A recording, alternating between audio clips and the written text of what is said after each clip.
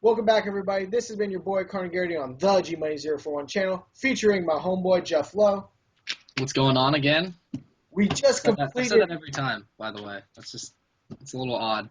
I need a new intro. Times in a row, guys. We just finished our NFL first-round mock draft. Again, we're going to have all the videos on the side. Please click on them. If you know where your team's picking, click on it. Comment with your opinions on who we think your team's going to pick. But right now, these are going to be our notable misses, some sleeper picks that we have in the draft. Please comment with, again, your opinions on our picks. If you have any sleeper picks you want to talk about, please comment on them. So right now, let's get into it. I'm going to say my first one, and then we'll switch off. My first pick that I don't have going in the first round that I really love, Jesse Williams out of Alabama. Incredibly strong, can bench. I think it's, what is it, like 600 pounds or something? Something just crazy like that. Super strong, very quick, not as big as you would expect. He's listed at 323 pounds, but he is 6'4", immovable object in my opinion. He is going to be a star nose tackle in the mold of a Vince Wilfork. You know, I don't agree with that. Saban's done some great things at Alabama, but he hasn't really produced these great NFL talents. And same with Les Miles at LSU. He gets these great college players, but they don't really produce in the NFL. You look at a guy like Rolando McClain has been. I'm not going to call him a bust because he's had some years. I wouldn't call him a bust, but he's on that bust track area. I can't really think off the top of my head of an absolute superstar defensive player out of Alabama or LSU right now. At least in the last 5 years. I mean, LaRon Landry, but I don't even think LaRon Landry is that good. He was okay for a couple seasons, but he hasn't been the same. Yeah. The first guy I had notable first round miss was Matt Barkley. Barkley obviously has been. I mean, Barkley's been. He's had the light on him ever since he got to modern day. He started as a freshman. I mean, I think I'm not saying he's going to be a world beater and win 3 Super Bowl championships.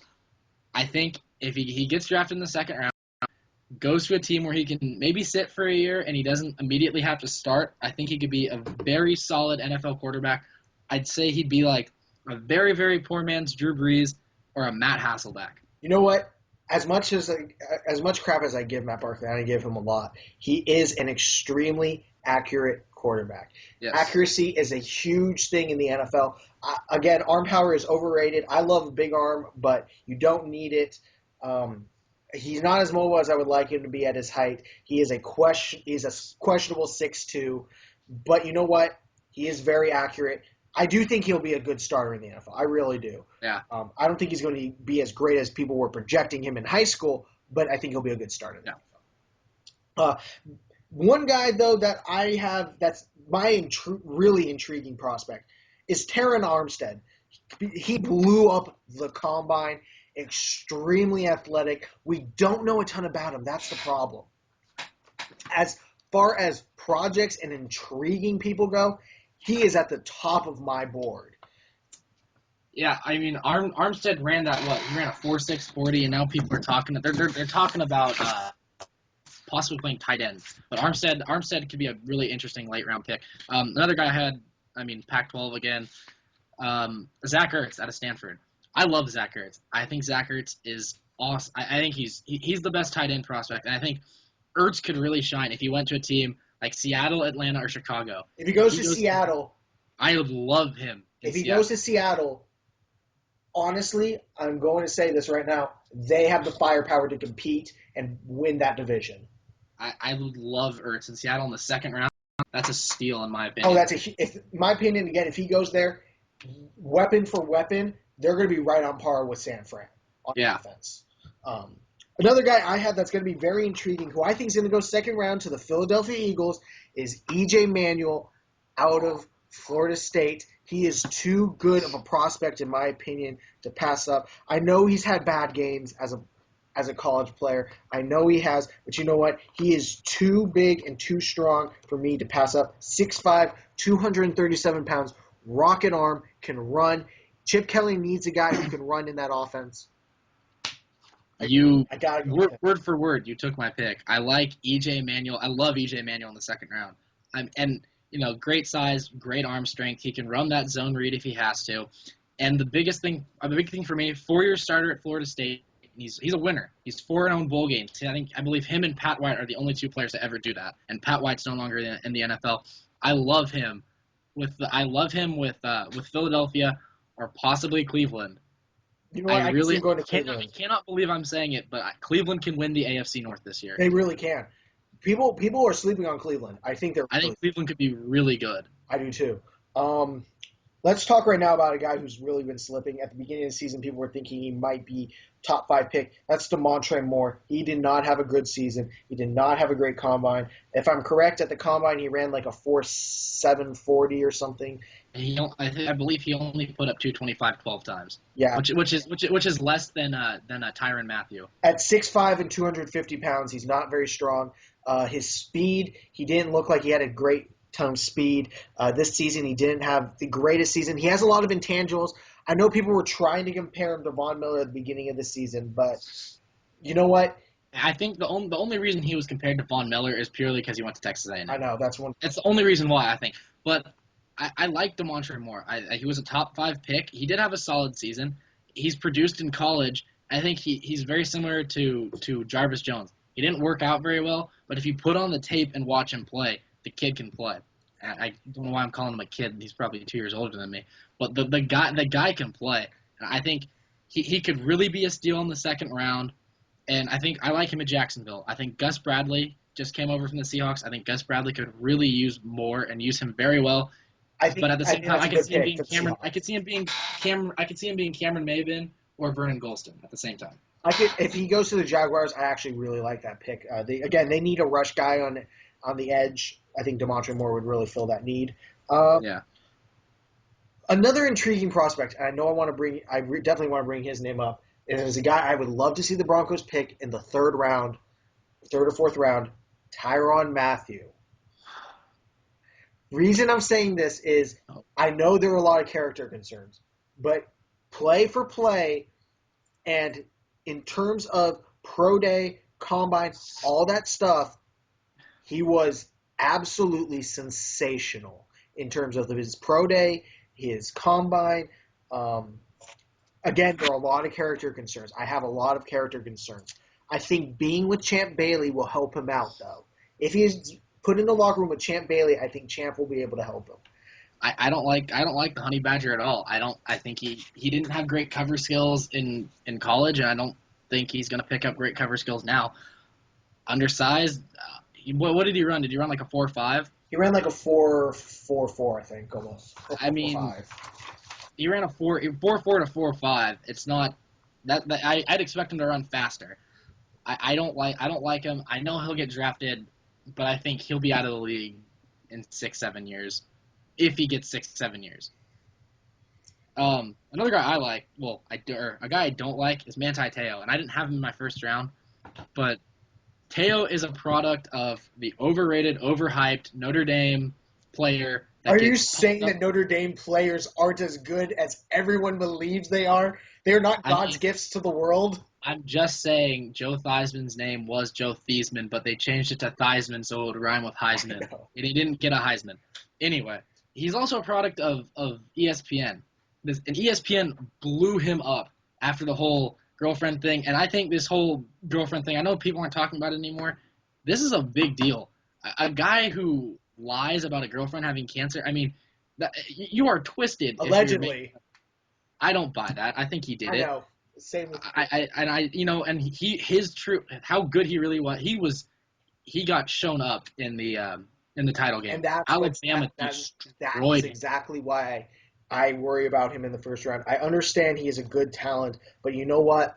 When you put on that footage and you're looking at Barrett Jones and Chance Warmack and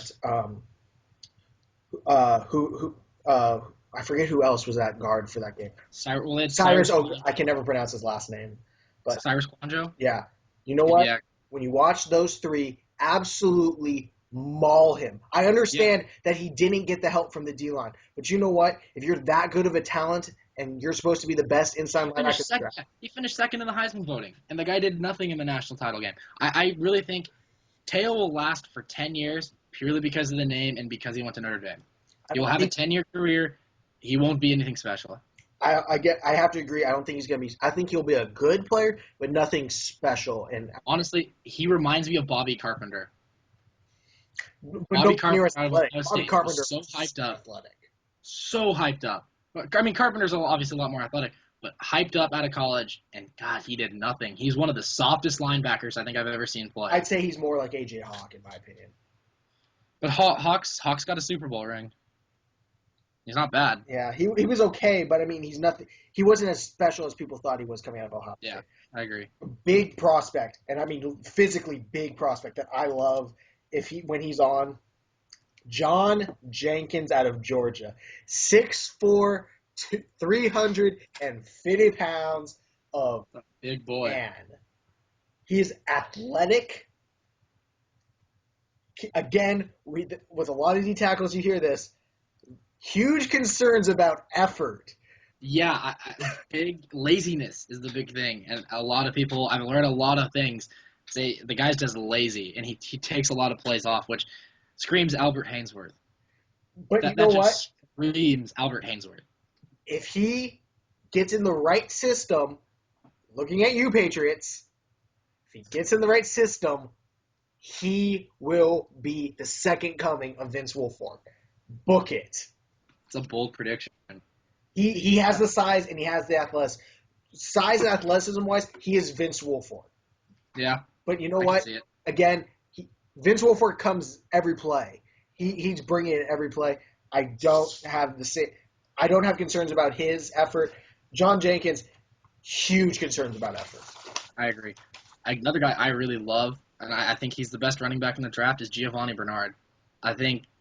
I know people are really high on Lacey, and I understand why. He had a great title game, but he does have injury concerns. I think Bernard brings more to the table. He is a little undersized at 5'10", 205, but the guy is a speed demon. He can catch it out of the backfield. He can return kicks for you. And I think if Green Bay or Denver gets this guy, he is their Darren Sproles. And watch out for Green Bay or Denver. I would love him in Green Bay. If he's in Green Bay, watch out. I think Giovanni Bernard could have a huge impact in Green Bay. I know this is going to be a homer pick, but I got to go Jonathan Franklin at running back as a sleeper. 5'11", 205 pounds, more powerful than you think, incredibly shifty. There are fumbling concerns, but you know what? I really like him as a prospect. I would like to see him be drafted in the 5th round. 4th or 5th round, I think he's going to be great value. See, if you're going homer pick, I'm going homer pick, and that's Marcus Wheaton. Oh, I love Marcus Wheaton. I love Marcus Wheaton. Ran a 4.4. I've watched him for 2 years, and I watched him 2 years ago when the Beavers went 3-9, and he was the best player on a really bad football team. But I think, Wheaton is undersized. He is 5'11", but God, he can blow the top off a defense with his speed. I think if he were to go to Atlanta, put him in the slot, you have a dangerous football team. I will say this right now. That 4.4 is very deceptive because I've seen him live. It's a 4.4 with pads, in my opinion. Yeah. Because I watched him against UCLA. Sheldon Price ran, I think, a 4.4 flat, and he blew by him. Fun fact, he beat DeAnthony Thomas in the 100-meter dash. I know. Beat DeAnthony Thomas in the 100-meter dash. So that kind of shows his speed. A guy that I think is going to shoot up boards is Kasheem Green out of Rutgers, 6'1", 240. Not the greatest athlete at linebacker, I would say, but you know what? Tackling machine at linebacker. Absolute machine at linebacker. When he gets his hands wrapped around you, you're down. That's why I like him. Tackling nightmare. I like Green. The last guy I have, Marquise Wilson out of Washington State. No one is talking about him. The guy produced on horrendous football teams. I mean, horrendous teams. And he produced before Mike Leach even got there and put in that air raid system. He had 3,000, over 3,000 yards, 23 touchdowns, and he caught 189 balls in 2.5 seasons. You know what? I didn't have him in my top 75, and that's my fault because you know what? Wow. I gotta agree with you right now. I've seen him play live. I've seen him play on TV. Great player. He's 6'4", 195. Honestly, he's gonna get picked in the 5th to 7th round. He screams New England Patriots. Screams New England Patriots. And you can lock that down. To me, New England Patriots will draft Marquise Wilson or Derrick Rogers out of Tennessee Tech. One of those guys is going to New England, and one of them is going to be a stud, and I think it's Marquise Wilson. The thing that screams to me about him is the fact that they're calling about character concerns with Wilson. I don't have any character concerns with Wilson, in my opinion. I have zero character concerns based on inside sources. From what I've heard with my little insider, I got a little insider. We have the inside sources. From what I've heard, we have the same one, Jeff. From what I've heard, it's not entirely Wilson's fault. That's all I'm going to say. That's exactly what I've heard. I've heard it wasn't Wilson's fault. It's not entirely his fault. Yeah. That's all I'll say. You know what? The guy's a great competitor. I watched him beat UCLA. I watched him beat Oregon. You put him against any of those teams in the Pac-12, and he was absolutely a nightmare. Only problem I do have is early in the season against BYU, he was complaining about not getting the ball. He has had his TO moments where he complains about not getting the ball. Is the one thing I don't like. He's a wide receiver. They all complain about getting the ball. Andre Johnson doesn't. Andre Johnson gets the ball, and Calvin Johnson gets the ball. They don't complain. You can be a receiver and not be a prima donna, in my opinion. You know what? But when you're that good and you're not getting the ball. The ball needed to be in his hands more, but that's another discussion. That's going to be it, guys. This is going to end our coverage of the NFL draft. Maybe I'll probably have Jeff on later, maybe this week, maybe later, probably discussing some more NFL stuff if that comes up, some NBA stuff if that comes up. I just really want to thank Jeff Lowe again for coming on. Thank you so much, Jeff. Yeah, anytime, dude. I had a great time doing it. I'd love to do it again. Do a little post draft recap too. Oh yeah, we're definitely to show how right I am. Or right I am. Or how wrong we both are because the draft. Let's face it, the draft is not an exact science. Nobody knows what's gonna happen. Yeah. Oh yeah. Yeah. Bruce Irvin went 15th overall last year. It's kind of the case in point.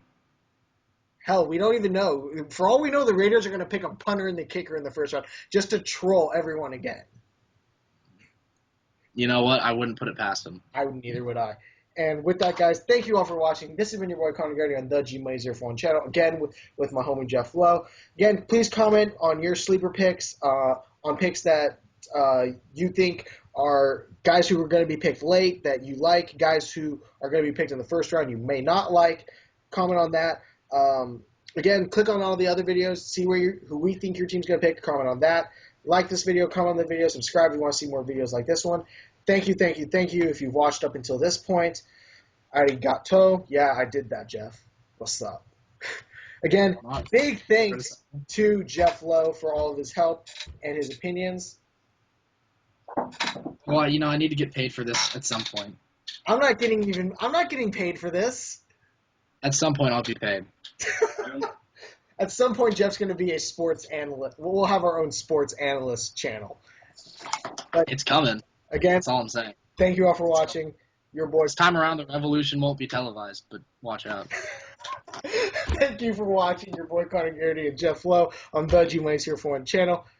Again, thank you. And with that, I'm going to hit y'all with the final. Peace!